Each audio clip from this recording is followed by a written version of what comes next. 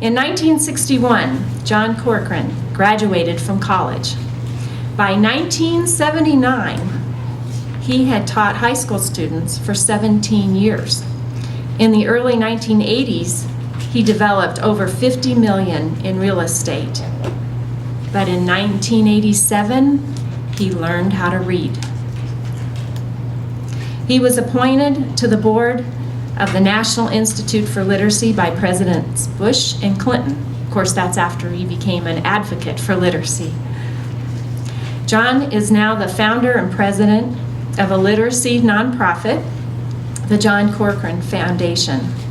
He's appeared on many national shows such as 2020 and Larry King and Oprah. One of the things that I like about that, am I okay? You can walk around. Oh, I can walk around, okay. All right, I'm gonna walk around a little bit. One of the things I like about the interview with Oprah was that last question and the last answer that I got about filling a hole in my soul. And I never was asked that question, and I never gave that answer. And I don't know where it came from. It didn't come from me. It came from the prayers that I said in the morning about getting the right words out there.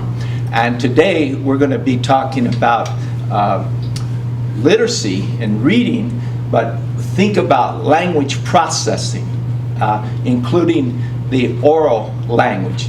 And about 25% of the population learns to read like birds learn to fly.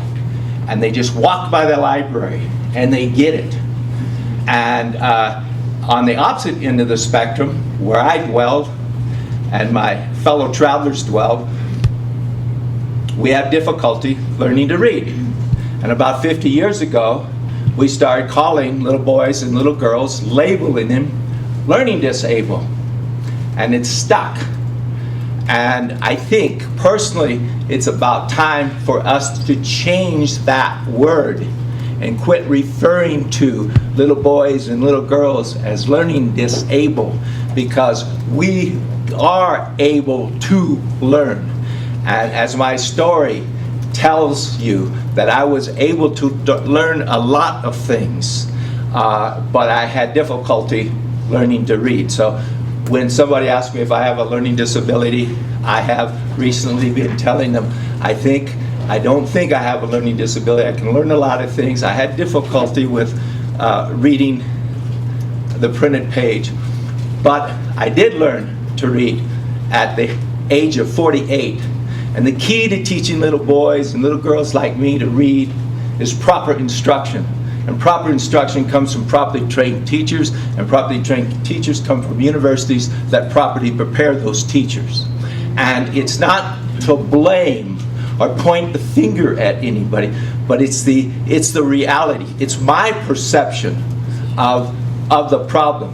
And if I learned to read at 48, I should have been able to learn at 8. But I bought into the big lie that something was wrong with my brain. And most adults believe something's wrong with our brains. And that's a burden. That's tough to go to the learning table. It's tough for teachers, and it's tough for the learner. I got to get off the preaching here, because my family and the director of the program says they want to hear the story. You've got to tell the story. And so I'm going to tell you a little bit about the story. But I do believe that if we teach our children to read, we are going to fill a big hole in America's soul. And we are not going to, and I think most of the people in this room, I can assume, are interested in improving the quality of education. Without blaming, pointing fingers, we really do. And teachers really do want to teach little boys and little girls to read. And they can't do that if they don't know how to do that. So we have to focus on training them. And we're looking at the universities to do that job. And again, I'm always protective. I always want to close those comments with saying, I'm not pointing a finger. I'm just saying these are some of the things that I think we need to do. And I actually think it's time for us to quit calling other human beings learning disabled. We could be more specific and in our language. And that's my wife. She's still with me, 48 years. And I know what she's going to tell me. Get to the story. No? I was going to say, explain why disabled is not pleasing. Oh, okay. I will do that. And I've been guarded. I've been quiet about this for a long time. I said it's time for us to start thinking about the toxic term itself. And this means not able to learn. It's just that simple. Webster tells that. And it carries, it's the shame and the blame. We just mislabeled it. We chose it 40 years ago because it was better than what we were saying about those little boys and little girls that couldn't read or couldn't get it. But we have the science now to close the gap. Is there anything you want to add to that? Now tell the story. Now tell the story. Okay. I want to, and I have a short period of time to talk to you about 40 years of my life, and also my perception of things, and how I see things. And I saw things from and it used the word enable in there. And some people have said my wife enabled me, or the university enabled me. Nobody enabled me. I was surviving. I didn't trust anybody. I didn't believe anybody could teach me to read. I always gave up. I gave up on myself. When I was a boy, I had a mother and father that were both literate. I had 5 sisters, and I came from a loving home. For the first 6 years of my life, I was told I was a winner. It wasn't until I went off to school like most children, and I call this sub-personality Johnny the Innocent, because all children are innocent. And sometimes people will say, why didn't you ask for help? Little boys and little girls do not have to ask adults for help. The adults have the responsibility to impart in the skills and values that we need to be productive in school and in our life as citizens and in the community. So the little boy is innocent. He skipped off to school like a lot of children will be going off to school this year to learn to read and write. I didn't get it. By the time I was in the 2nd grade, I was in the dumb row. Obviously, the teacher didn't talk to my parents about me being a winner because I was in the dumb row. I was a loser by the time I was 8 years old. I just walked into a hostile environment. The dominant language in the school place, in the schoolhouse, is the written word. And for the first 3 years of our lives, we're taught to read. In the first 3 years of our education. So it is a oral language processing issue. Sometimes, and that's why she travels with me, to fill in those holes. I have no problem with that. No problem at all. Where was I now? You took me off track. 33 years of education. Yeah, first we go to school for the first 3 years of our schooling, and then the rest of our lives in our academic. Wait a minute, what do you do in the first 3 years? We learn to read. And then after the 3rd grade, we read to learn. And that's the way it is for the rest of our lives, in the workplace and in the school place. I didn't get it. And I was passed on. We've been socially promoting people. And by the way, I don't think this is just a story about a boy that went to school in elementary school in the 50s. It's about children today in our school. And I was asked today, have things changed? Do we know a lot more? Yeah, we know a lot more. But we aren't doing much to close that gap. We know a lot. But what we have to do now is close the gap between what we know and what we do, and we're not doing it. And again, that's analytical, that's not critical. I'm in the third, fourth grade now. I'm in the fifth grade. I'm passed on. I can't read. I move forward.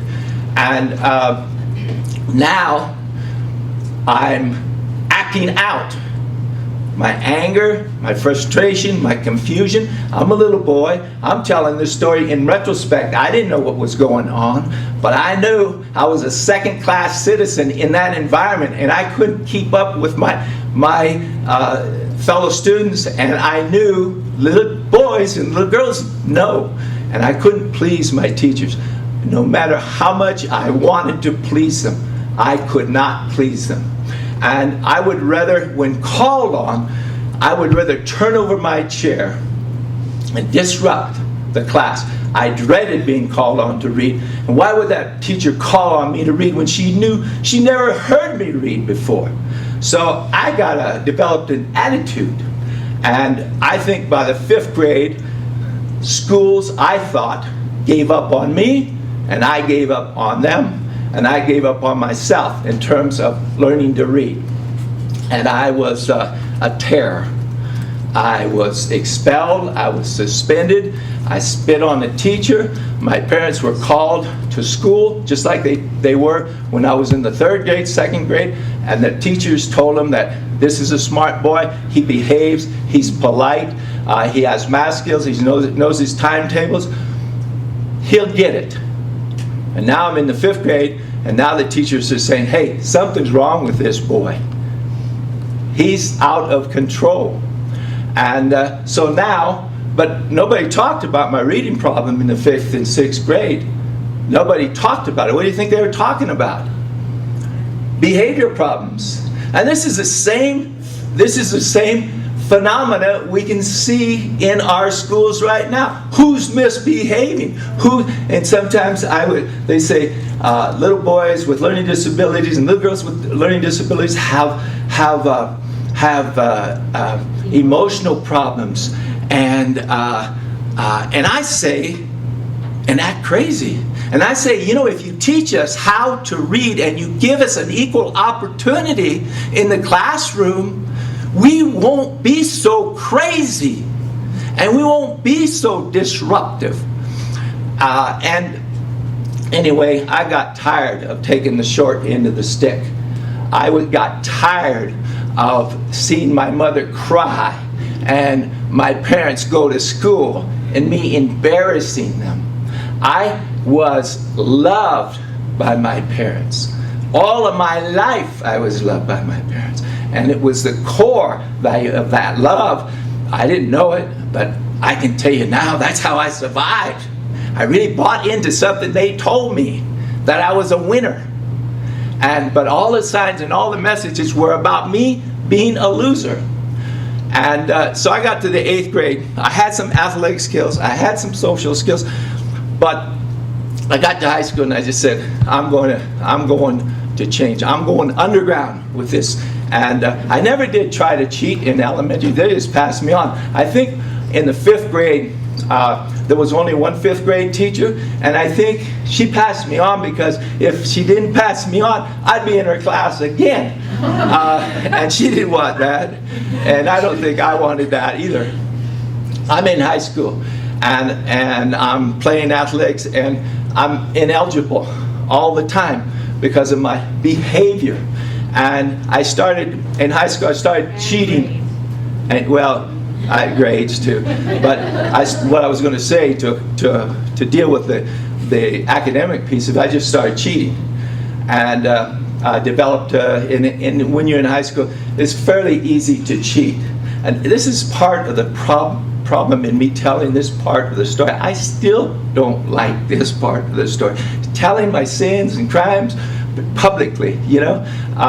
But that's what I started to do. And I had borrowed homework, and I dated the valedictorian. I hung around with college prep kids. I listened to their oral language. I tried to talk like them, or I kept my mouth shut. That's another good way to sort of hide your illiteracy, I guess. And I passed as a literate, and I was Also the captain and all-league athlete. I got an athletic scholarship. I graduated from high school. Millions and millions of boys and girls that couldn't read their diplomas graduated from high school. In those days, that was a place for us to go. There was a job for us to get. We could go to the farm, we could go to the factories. But today, this is why the problem is worse today, is because you got to have those basic reading and writing skills, those literacy skills to be competitive in the workplace. So the problem is worse. It's not better. We are smarter, but we haven't implemented it yet. We haven't been able to do that. And it's not because we don't want to. We just don't do it. I mean, it's just like watching Washington, you know? We probably want to do some things, but we just don't get them done. I get an athletic scholarship to go to a Division I school. I can't read. I got this scholarship. I got this opportunity. I really bought into the idea that my parents told me and teachers told me, and I still believe it. Education is the key. It's the passport to success and a good life. I bought that. So yeah, I'm going to college. I got a scholarship to go to college, an athletic scholarship. And maybe that prayer that I said many, many times, and I can remember a prayer that I said when I was 8 years old. And I was laying in my bed and I said, please God, tomorrow, when the teacher calls on me to read, let the words come out. And I actually got out of bed and turned on the light and opened the book to see if I got one of those zapper miracles, you know? I got a miracle worker when I was 48 years old with a volunteer tutor, but it took me a long time. We'll go back to me going to college. How did I get through college? How could I possibly get? It gets a little bit more complicated now. You can empathize with the child that is passed through, an angry, confused teenager, a little empathy. Just gets a little, the moral dilemmas are building right now. Wait until we talk about me being a teacher. That's really a moral dilemma. It makes people in the audience nervous, and it makes me nervous about telling that story and explaining that too. Why would I graduate from college and not know how to write a sentence and end up in the education system? California certified teacher, 17 years of success in the classroom. How did that all happen? Why would I get out of the lion's cage and after graduation and go right back into it? Because I wanted to fix it. I thought maybe I could fix it, just like everybody in this room. In some way, our agenda is to fix it, to make it better. A little confusing for someone who couldn't read to do this, but those were some of my thoughts. And maybe they were subconscious, and maybe they were super subconscious, and maybe I'm only able to articulate those right now. I know why I'm here today, for that same reason, for us. And I tell this story over and over again, so I can help maybe open the door for the works that you do, in whatever way you do it, to move the mountain. And we can move that. And again, getting off from preaching, right? I got to get back to college. My college experience, I got to tell you a couple experiences about cheating. Now I'm, what do they call it? Aggressive cheater. You know, really proactive in it, big time. And I think on Oprah it talked about me passing a exam book out the window. Dr. Gregory's 4 questions in government, and I was a scribe. I could count. I had penmanship skills, and I could copy words. You know, it's like if I put a Chinese newspaper in front of you right now and I say copy it, you could copy it, but you wouldn't know what it said. I could do that. Dr. Gregory gave 4 essay questions and I had to have this course. I registered with government 5 times. And I had to drop it because I couldn't find a teacher that could accommodate me. And finally, I just had to do something kind of desperate. Yes? What accommodated you? Well, tell them what teachers you tried to get.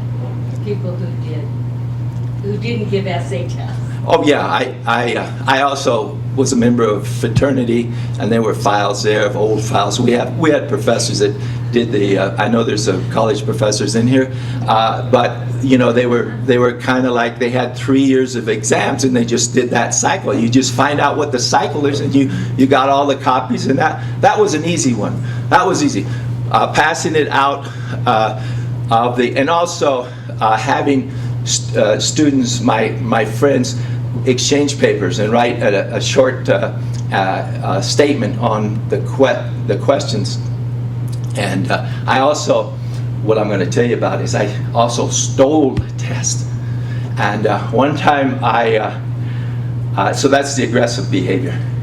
And one time did I wrap up the other piece? Help me out. Okay, you're talking about why you shot the test. Yeah. Oh, okay, let me finish that story. I passed the test book out the window. I copied the questions out. I passed it out.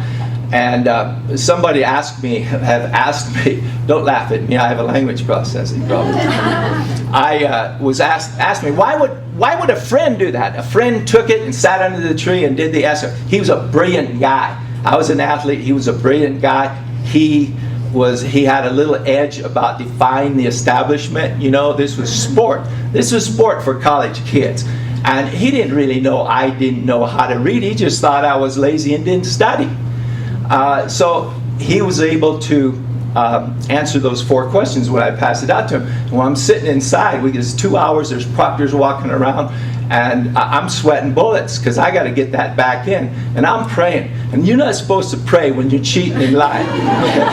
But I was praying that he knew the answers, and I was praying that he was going to be able to get it back in. And one of the other strategies, there's a whole bunch of strategies, and I don't have time to tell you, but just drop one. You always sit in the back of the room behind the older people because they'll rat on you. You sit among your peers, and they're kind of in on it also, or at least they close their mouth or their eyes and allow you to do your thing.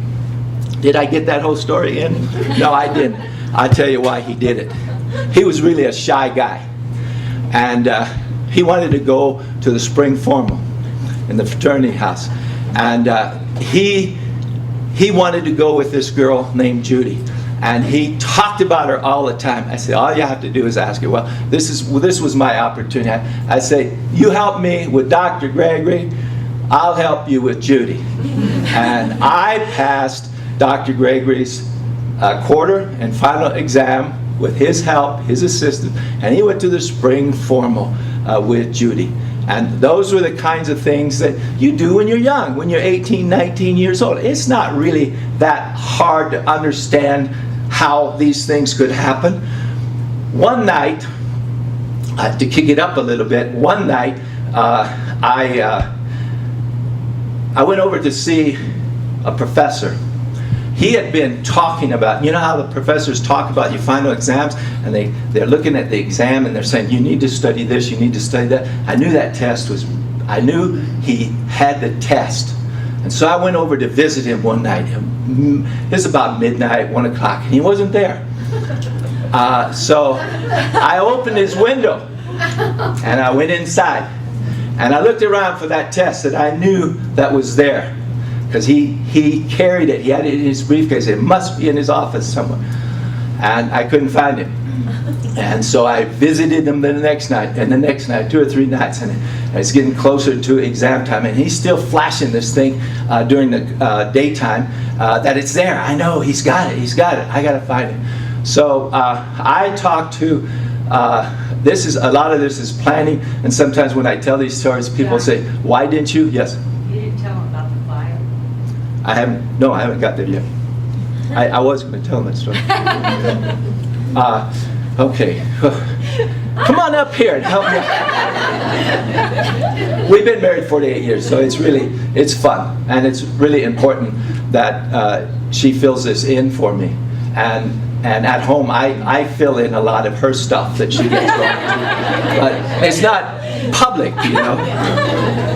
I knew there was a file in the office and it was locked and it had to be there. That was what I deducted, that it was there. So I got about 3 three of my buddies, and I said, we went over to his office, and we carried a 4-drawer file cabinet out of his office at night, and we put it in the back of a car and drove it over to the college. I lived in the athletic dorm, so we had to go to one of the apartments there.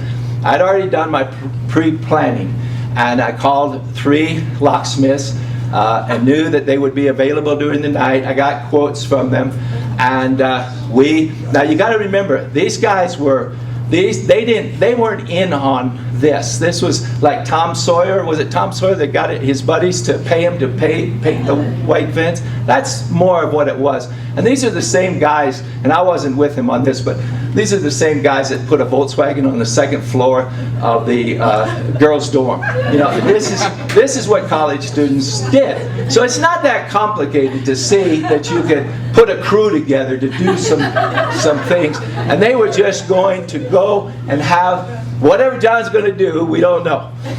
Make the story short, I got the locksmith out there. We cleaned up the apartment, and I put my suit and tie on. This is like 2 o'clock in the morning. Locksmith comes out and unlocks it, makes the key for me, and gives me the key.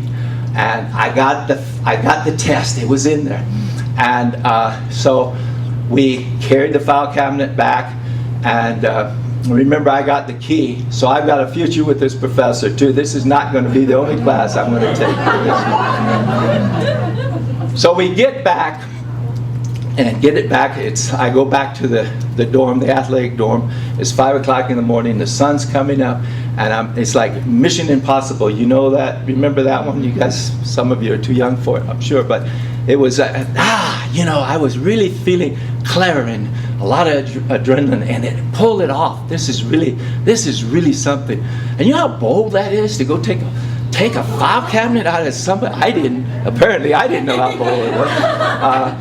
But I did do that. And then I got up in my bed in the dorm and laid down, and I just started weeping like a baby.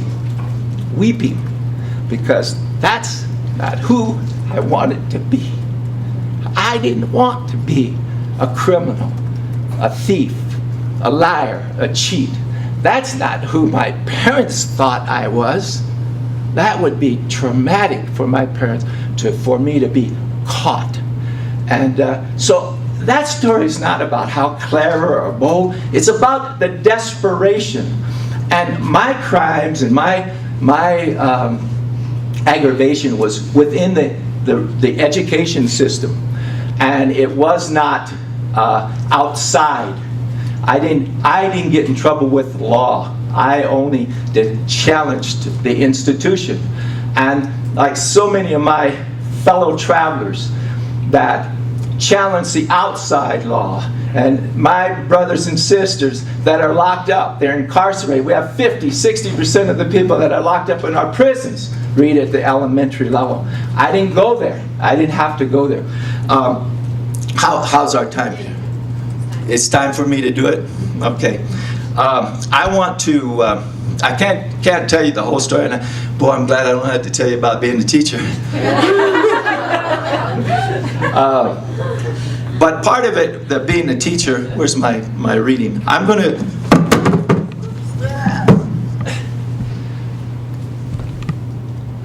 I have about 15 minutes left, and I have a reading here, something that I put together. I actually like to write better than I like to read now. I never thought I would ever learn to write and spell a few words too. But reading is easier than writing. But the nice thing about writing, you can edit it, you know. And I always got in a lot of trouble by just having an oral language. And I would say things I wish I could pull back. And sometimes my wife would ask me, say something, she'd say, "You said that." And I said, that was just air coming out. That's blowing away. That was a free thought. That wasn't anything you should quote, you know. But when you write something, you better get it right. because it comes back to you. So I want to do two things. I'm reading this because I wrote it and because I can read it. And I'm going to read it, and I know that I'm supposed to read it and pretend like I'm not reading it and look at you and act like I'm talking like those guys do on TV, you know. I wish I had one of those things the president has, you know, so you look like I'm talking to you. I got to keep my eyes on some of these little critters, so if I don't look up and make contact with you, it's not because I don't know better, it's just I'm going to put my priorities where I have to put my priorities now, okay? And that might be an overstatement. I may be able to look up and see you once in a while here. I'm going to read some thoughts that I have written to you for about 10 minutes so I can make sure I am tying up all the loose knots. This is a prayer that I say at the beginning of most presentations. I'm doing it a little different, but it's the gift of God dialogue. And dialogue unties knots, opens doors, resolves conflicts, makes persons greater. It is the bond of unity and the mother of brotherhood. Make us understand that dialogue is neither an argument nor a battle of ideas, but a search for the truth between two or more people. Make us understand that we need each other and that we complement each other. We have something to give and a need to receive. I can see what others cannot, and they can see what I cannot. There are a lot of us who have learned how to read as adults who now like to write poetry. It is probably not because we see ourselves as poets. It's probably because poetry doesn't require complete sentences or punctuation. I would like to share a few verses with you that I have written. Some of you may think I am old, but in my mind I don't think I am old. When it comes to reading, I am bold, or so I have been told, and perhaps I am bold because I know more people need to be told. In America today, it is as important to teach an adult how to read as it is to teach a child how to read. Not teaching a child or an adult to read is without justification. It is time to change some of the myths that perpetuate illiteracy. Myths like adults had their chance to learn how to read when they were children, or they did not take advantage of their opportunity, or children did not try hard enough, or they were lazy, or they just didn't care, and they were labeled learning disabled. We got the blame. We got the blame, and we got the shame. Teaching a child to read is as important as teaching an adult how to read. Not more or less. We must prevent and eradicate adult illiteracy by teaching children and adults how to read. Children and adults need to be able to read to have equal opportunity to succeed in the classroom and in the workplace. The most important educational, civil rights, and human rights issue of this decade is for all individuals of all ages is to have the opportunity to learn to read. The harm of neglecting to teach a child to read continues into adulthood, and it has a horrendous impact on individuals and our great nation. Many adults are left suspended in their childhood in various ways and degrees, academically, intellectually, spiritually, psychologically, and emotionally. Not being able to do what a second or third grader can do is read the printed word. Street smarts and an observing eye may get you by, but inside we know most of it is a lie. Without a full deck, I played a good game, but in the game of life, I always felt lame. You need a full deck to play your very best. Reading the printed page is your best bet to pass the test. No matter how smart or clever a person may be, including John Corcoran, in America today, no individual can maximize his full or her full potential without developing basic literacy skills, the fundamentals of learning, community, and building community. I did not learn to read as a lad at 8. I learned to read as a man of 48. And I have to say, that was great. But don't you think a man who learned at 48 could have, should have learned at 8? That would have really, really been great. As I mentioned, for the first 6 years of my life, I was told by my parents that I was a winner. Like millions of other innocent children, I was sent off to school with high hopes of learning how to read. However, I was one of millions of children and adults that have difficulty learning how to read. In the 2nd grade, I ended up in the dumb row in school. I was a loser by the time I was 8 years old. The term dumb stuck with me until after I learned to read. When a person feels oppressed, I believe that human spirit at some point in some way will fight back and will try to resist their real or perceived oppressors. I rebelled overtly, passively, and sometimes aggressively. I disrupted my own education and other people's education. It is no surprise to me to know that 50 to 60% of my brothers and sisters who are incarcerated read at the elementary level or below.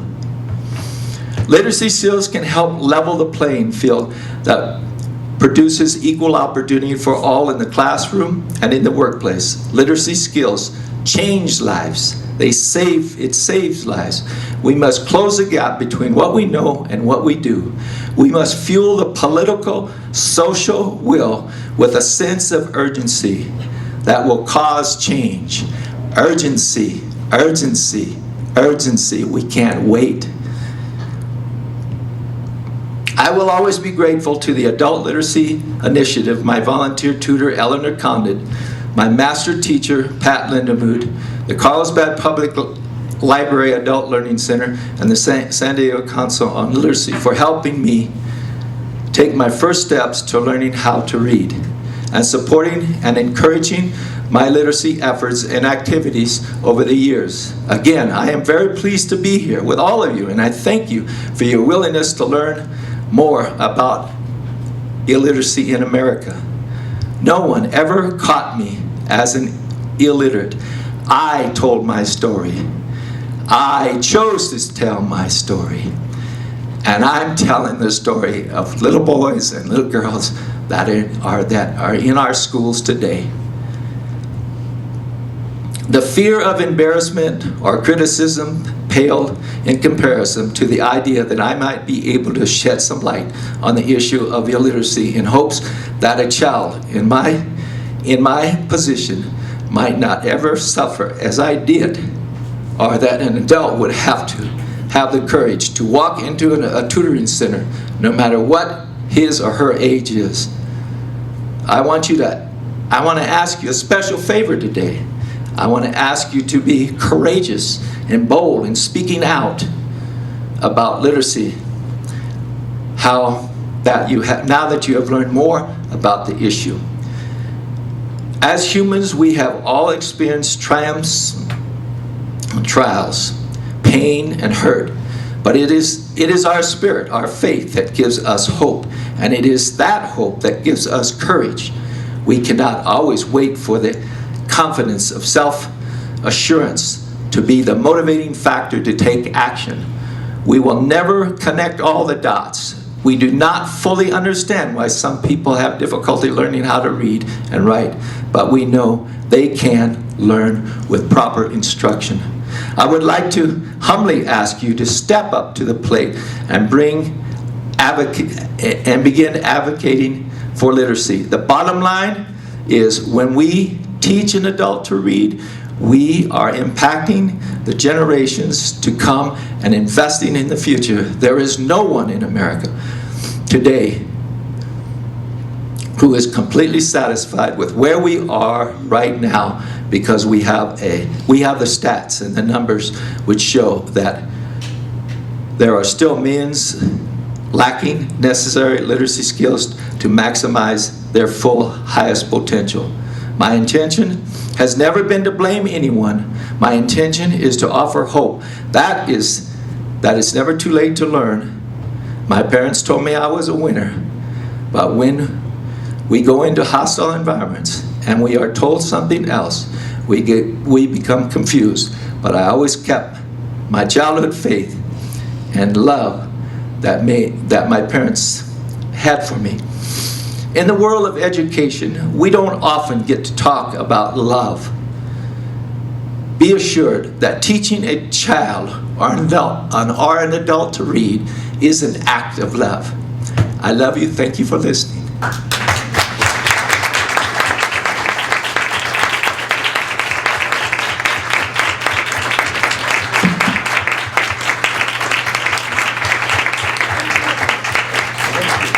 Thank you, John. That was absolutely inspiring. Could you share one story while you were a teacher? And also, would you mind the book there, his book? Can we hold that up? The Teacher Who Couldn't Read. Is that Kathy's copy, or did you all bring any books? Yeah, we brought a few books. Oh, good.